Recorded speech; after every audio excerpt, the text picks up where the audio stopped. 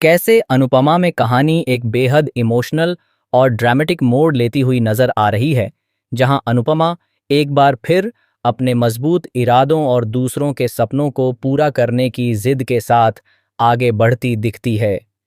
इस बार अनुपमा दिग्विजय के साथ मिलकर साबी का अधूरा सपना पूरा करने का फैसला करती है और इसी सपने को हकीकत में बदलने के लिए लव यू जिंदगी नाम का एक खूबसूरत कैफ़े खोलती है। यह कैफ़े सिर्फ एक बिजनेस नहीं, बल्कि उम्मीद, मेहनत और नए शुरुआत की एक मिसाल बनकर सामने आता है। कैफ़े की ओपनिंग के साथ ही वहाँ खुशियों का माहौल होता है।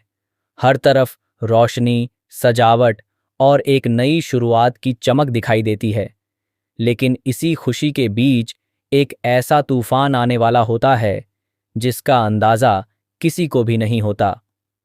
जैसे ही राही उस कैफ़े के बाहर लगे चमकते हुए बोर्ड को देखती है, उसके अंदर का गुस्सा फूट पड़ता है। राही के मन में पुरानी बातें और दर्द एक बार फिर ताज़ा हो जाते हैं। उसे याद आता है कि कैसे प्रेम का सपना अधूरा रह गया था, कैसे वह अपना खुद का रेस्टोरेंट नहीं खोल पाया और कैसे वह सब कुछ टूटकर बिखर गया। राही को लगता है कि इन सब के पीछे कहीं न कहीं अनुपमा ही जिम्मेदार है। यही सोच उसे अंदर ही अंदर तोड़ देती है और उसका गुस्सा बेकाबू हो जाता है। गुस्से में अंधी होकर राही कैफे पर हमला कर देती है। वह अपने हील्स और डंडे से कैफे के बोर्ड को तोड़ने लगती है। वहां मौजूद लोग हैरान रह जाते हैं। कोई समझ नहीं पाता कि आखिर अचानक यह सब क्या हो रहा है। माहौल जो कुछ देर पहले तक खुशियों से भरा हुआ था, अब डर और अफरा तफरी में बदल जाता है। अनुपमा जब यह सब देखती है तो वह तुरंत राही को रोकने की कोशिश करती है।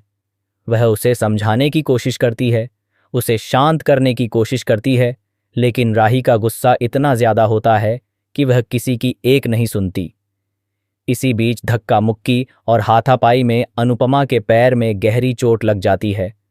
दर्द के बावजूद भी अनुपमा पीछे नहीं हटती। अलिकेन राय वहां रुकने का नाम नहीं लेती।